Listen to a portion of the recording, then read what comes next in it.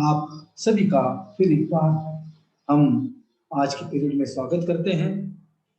हमारा जो चैप्टर चल रहा है वह है पारिभाषिक शब्दावली के निर्धारण निर्माण की समस्याएं एवं समाधान।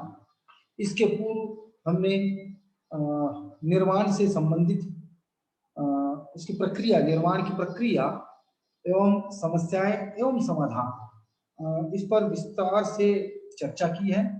आज हम इस प्रक्रिया के अंतर्गत जो दूसरा विभाग है वह है ग्रहण से संबंधित निर्धारण एवं समस्याएं तथा समाधान। इस पर आज हम प्रकाश डालेंगे। जैसा कि आप जानते हैं कि मनुष्य हमेशा आदान प्रदान करता रहा है, उसका व्यवहार, इसका स्वभाव रहा है कि वह जो है वह प्रत्येक वस्तु कहे या हर एक चीज का आदान प्रदान करता है, एक दूसरे से लेता है देता है, इसको हम आदान प्रदान कहते हैं। तो यही बात जो है भाषा के संदर्भ में भी होती है, क्योंकि भाषा में कई इस प्रकार के शब्द हमको आज दिखाई देते हैं जो हमारे नहीं है, हमने उनको ग्रहण कर लिया है, दूसरी भाषा से हमने उनको लिया है। इसका प्रयोग इतना अधिक होता है कि बाद में हमें भी समझ में नहीं आता है कि ये शब्द कहाँ से आया है या कहाँ से हमने लिया है। इसी को हम क्या कहते हैं, आदान प्रदान कहते हैं। तो ये आदान प्रदान की आवश्यकता या ग्रहण की जो आवश्यकता, आदान प्रदान अर्थात ग्रहण लेना, ये कहाँ से आया और कैसे भाषा में अन्य भाषाओं के शब्द ग्रहण किए जाते हैं, इस संदर्भ में हम यहाँ पर जानकारी लेंगे, विशेष रूप से पारिभाषिक शब्दावली के अंतर्गत ये कैसे होता है। देखिए, भाषा जो है वह विश्व के विभिन्न देशों में ज्ञान विज्ञान का आदान प्रदान का स्रोत होती है, माध्यम होती है। और यही माध्यम जो है जो पारिभाषिक या व्यवसाय के रूप में प्रयुक्त होती है, उसको पारिभाषिक शब्दावली कहा जाता है। विश्व के विभिन्न देशों में भाषागत आदान प्रदान जब सहजता से होता है तब वह स्वाभाविक तथा भाषा विकास में भी सहायक होता है। और जब वह अधिक बढ़ जाता है तो कई कबार जो है यहाँ पर समस्याएं भी उत्पन्न हो जाती है, क्योंकि अधिक शब्द अगर हम ले ही रहे हैं, अधिकाधिक प्रयोग हो रहा है विदेशी भाषाओं के शब्दों का, तो हमारे लिए क्या है, समस्याएं भी उत्पन्न होती हैं। हमारी पारिभाषिक शब्दावली के निर्धारण की जो ग्रहण प्रक्रिया से जुड़ी समस्याएं हैं वो इसी आदान प्रदान से जरूरी है। क्योंकि आदान प्रदान करना ठीक है, लेकिन कहाँ तक करना है, किन किन भाषाओं के शब्द का ग्रहण करना है, कितने शब्दों का ग्रहण करना है, कौन से शब्दों का ग्रहण करना है, ऐसी कई समस्याएं आती है। और इसीलिए ग्रहण से संबंधित जो समस्याएं आई है उसका कारण भी यही आदान प्रदान की प्रवृत्ति ही रही है। इससे जुड़ी पहली समस्या यह है कि अन्य भाषा, विशेषकर विदेशी भाषा से जो शब्द ग्रहण क्यों और कैसे करें। शब्द ग्रहण वास्तविक रूप में मैं आपको बता दूं कि ये जो ग्रहण शब्द है यह अंग्रेजी के अडॉप्शन शब्द से हमने लिया है। अडॉप्शन को हमने शब्द का निर्माण किया, ग्रहण यानी लेना, अडॉप्शन का मतलब भी लेना होता है अंग्रेजी में, तो हमने इसको क्या किया, इसके शब्द का निर्माण किया और हम ग्रहण करते हैं। तो समस्या ये आ जाती है कि हम क्यों शब्द लें और कैसे लेंगे, कौन कौन से लेंगे और कैसे लेंगे। और इसका उत्तर स्पष्ट है कि अगर हमारे पास उस तरह के शब्द न हो या शब्द निर्माण की संभावना न हो या संभावना के बावजूद शब्द निर्माण में कठिनाई आती हो, तब जाकर क्या है, तब जाकर हम शब्द को ग्रहण करते हैं। शब्दों का ग्रहण कब करना चाहिए, ऐसे नहीं कि बस हर एक शब्द को हम ग्रहण करते रहें, ऐसे नहीं होता है ना। जब हमारे पास वो शब्द नहीं होता है तब हम उसको ग्रहण करने की आवश्यकता हमारे लिए पड़ जाती है। क्योंकि प्रगत विदेशी भाषा से हमारा जो है गहरा संबंध यह होना चाहिए और उसी से पारिभाषिक शब्द जो है ग्रहण करनी चाहिए। प्रगत भाषा, ऐसे नहीं कि जो भाषा प्रगत नहीं हुई और उनकी भाषा के शब्दों को हम ग्रहण कर रहे हैं, बाद में उसका प्रयोग कर रहे हैं तो कोई उसको अर्थ नहीं रहता है, क्योंकि वह शब्द प्रचलित होना चाहिए। विश्व के प्रत्येक देश में उसका प्रयोग होना चाहिए, तभी जाकर उसका अर्थ निकलेगा। आज शब्द ग्रहण की आवश्यकता विशेषता तकनीकी तथा वैज्ञानिक क्षेत्र से संबंधित शब्दावली के प्रतिपादित किया जाता है। आज हमको इसकी जरूरत क्यों पड़ी, यह भी महत्वपूर्ण विषय है, क्योंकि आज जो प्रगति हो रही है विज्ञान के क्षेत्र में या तकनीकी के क्षेत्र में, उस कारण हमें जो है उस संबंधित शब्दावली को बनाना अनिवार्य हो गया है। इसलिए क्या है, पहले तो हम इस शब्दों को हम ग्रहण कर लेते हैं। क्यों? और अब देखिए विशेष बात यह भी है कि अब ठीक है विज्ञान ने प्रगति कर ली, नए नए तकनीक आ रहे हैं, ये कहाँ आ रहे हैं? ये अधिकांश रूप में पश्चिमी देशों में आज अत्यधिक विकास या अत्यधिक अनुसंधान विज्ञान के क्षेत्र में या तकनीकी या टेक्नोलॉजी के संदर्भ में हुआ है। तो जाहिर बात है, अतः हमें क्या है, वैज्ञानिक प्रायोगिक औद्योगिक प्रविधिक उन्नति के लिए अंतरराष्ट्रीय संपर्क को बनाए रखना जरूरी है, क्योंकि हमको इनसे संपर्क बनाना अत्यंत आवश्यक, क्योंकि औद्योगिक हमारे पास माल बनता है, दूसरी तरफ दिखाना है, क्रय विक्रय की जो प्रक्रिया है या दूसरों विदेश में बने हुए सामान को हमारे यहाँ बेचना है। अब हमारे लिए उसके लिए आदान प्रदान के लिए कोई भाषा तो होनी चाहिए, विशेषकर पारिभाषिक शब्दावली या शब्द इसके होने चाहिए, इसलिए हमको इसकी जरूरत है। विशेषकर पश्चिमी देशों में भी अंग्रेजी पारिभाषिक शब्दावली को अपनाए बिना हमारा काम आसान नहीं होगा, क्योंकि अधिकांश विश्व के देशों में अंग्रेजी को समझा जाता है, उसका प्रयोग अत्यधिक है। इस कारण हमें भी अंग्रेजी के अत्यधिक या अधिकाधिक पारिभाषिक शब्दों का प्रयोग या ग्रहण हमको करना चाहिए। तो ये जो ग्रहणवादी आचार्य है जो कहते हैं कि हमको शब्दों का ग्रहण करना चाहिए, तो कौन से शब्दों का हम ग्रहण करें? ऐसे नहीं कि हम प्रत्येक शब्दों का ही ग्रहण करते रहें, तो इससे हमारी भाषा पीछे छूट जाएगी, क्योंकि हमारी भाषा में भी वो संबल है, वो शक्ति है। तो कुछ विद्वान इसको मानते हैं कि नए नए शब्दों का हमको निर्माण करना चाहिए, ऐसे नहीं कि केवल हम अंग्रेजी के या विदेशी भाषाओं के ही शब्द जो है वो लिए जाएं, क्योंकि इसके लिए वो उदाहरण देते हैं चीन देश का, क्योंकि चीन देश आज प्रगत देश है, औद्योगिक क्षेत्र में इसलिए काफी प्रगति कर ली है चीन, जिसको हम कहते हैं चाइना या चीन। तो ये अपनी भाषा का प्रयोग करते हैं, ये बात मैं आपको स्पष्ट और आपके लिए, आपके जानकारी के लिए भी बता दूं कि चीन के जितने भी अधिकांश लोग हैं वो अपनी भाषा का ही प्रयोग करते हैं।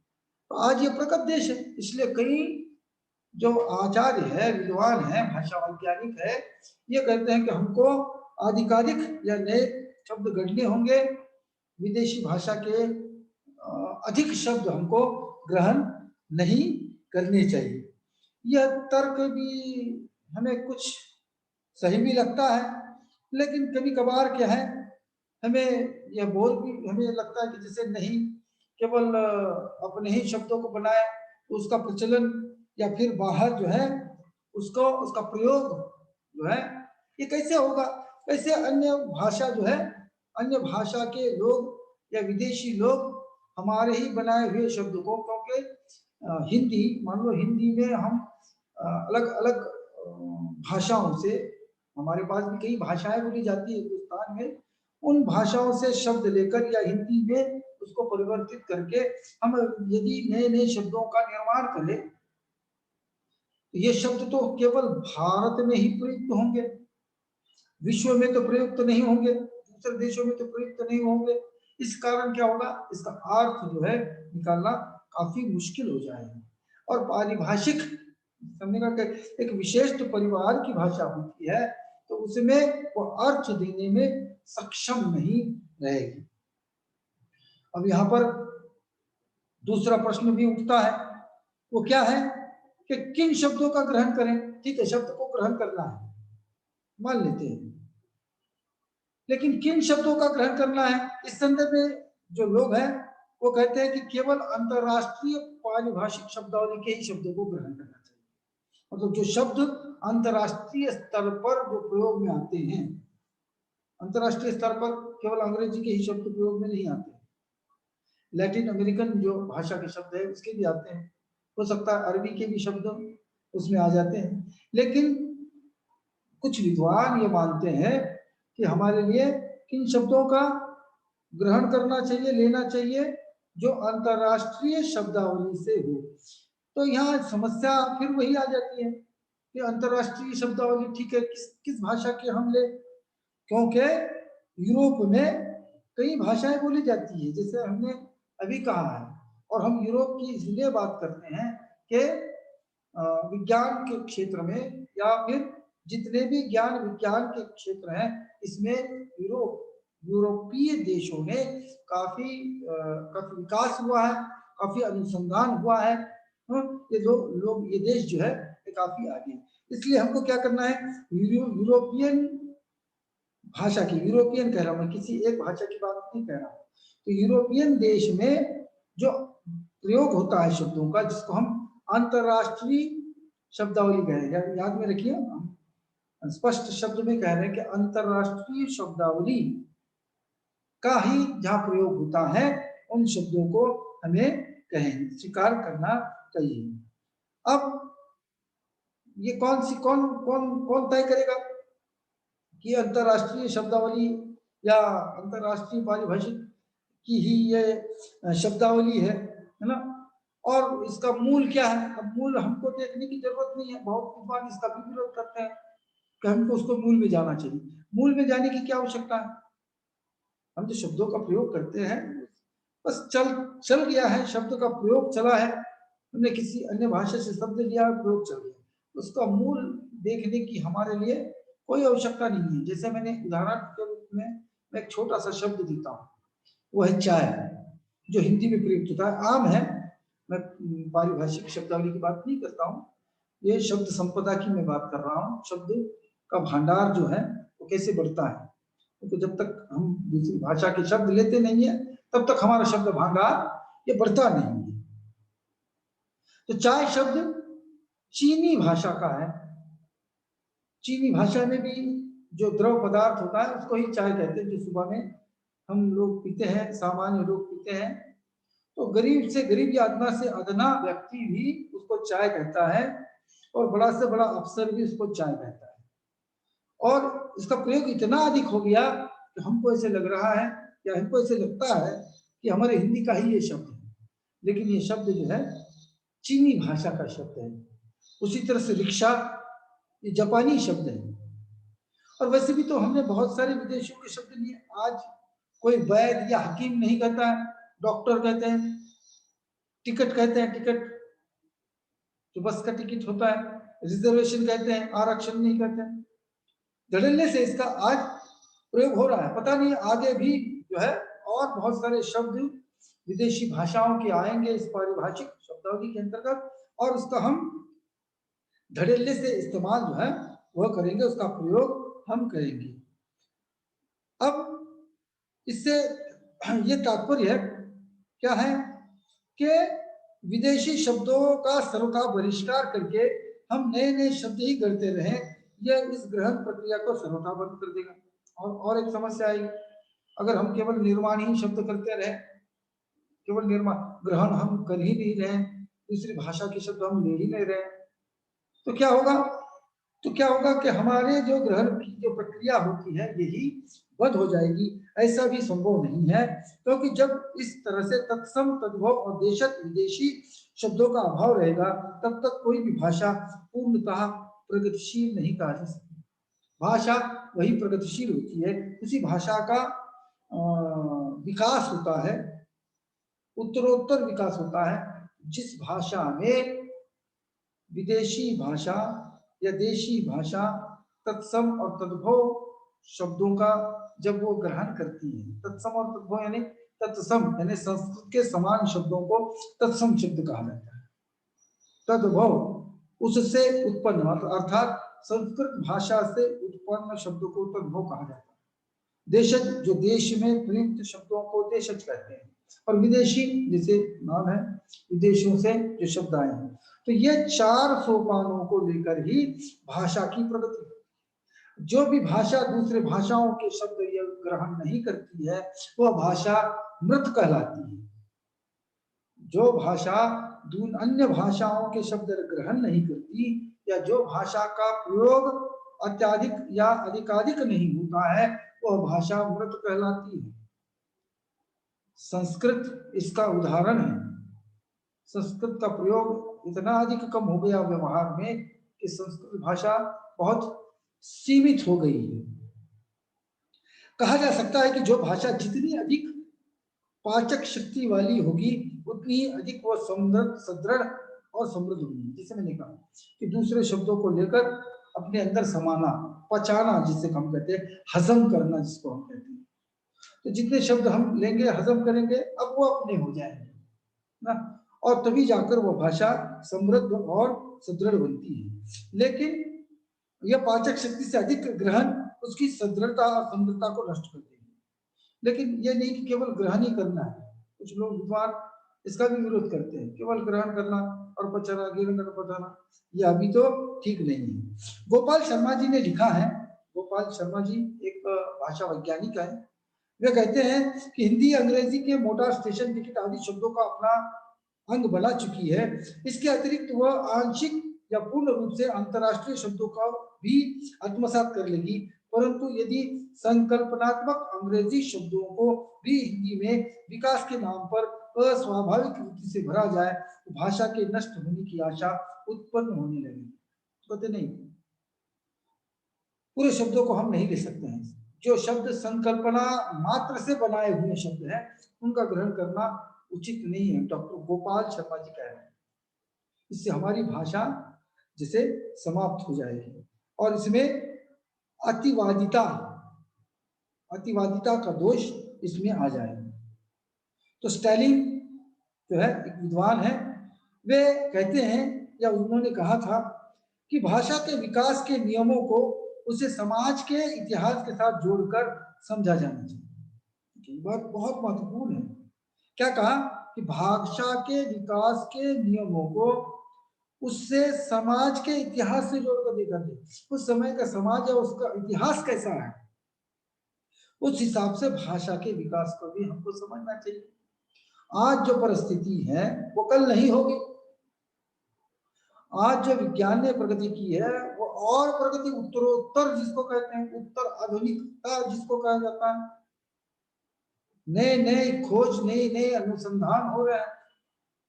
तो उस समय पारिभाषिक शब्दावली अलग होगी और पहले की जो पारिभाषिक शब्द, क्योंकि इतिहास को हमको देखना पड़ेगा। शब्द ग्रहण की समस्या भी इसी के साथ जुड़ी है, क्योंकि शब्द उस समय हम कैसा समय आएगा और परिस्थिति के अनुरूप हम किस तरह से शब्द ग्रहण करेंगे, ये हमको क्या है इतिहास पर और आती हुई परिस्थितियों पर आलंबित हमको रहना पड़ेगा, जो कि हमारी सामाजिक एक एक एक जो है समाधान वो बता रहे हैं स्टालिन जी। हाँ, क्या कहते हैं स्टालिन जी? ये कहा कि हमको इतिहास देखना पड़ेगा और उस हिसाब से ही हमको शब्दों का ग्रहण करना पड़ेगा। मतलब परिस्थिति के अनुरूप, अगर संक्षेप में कहा जाए परिस्थिति के अनुरूप ही हमको शब्द ग्रहण करने चाहिए, ऐसा स्टालिन मानते हैं। तो मैकाले नाम के जो विद्वान हैं उन्होंने अपना अच्छा तर्क दिया है।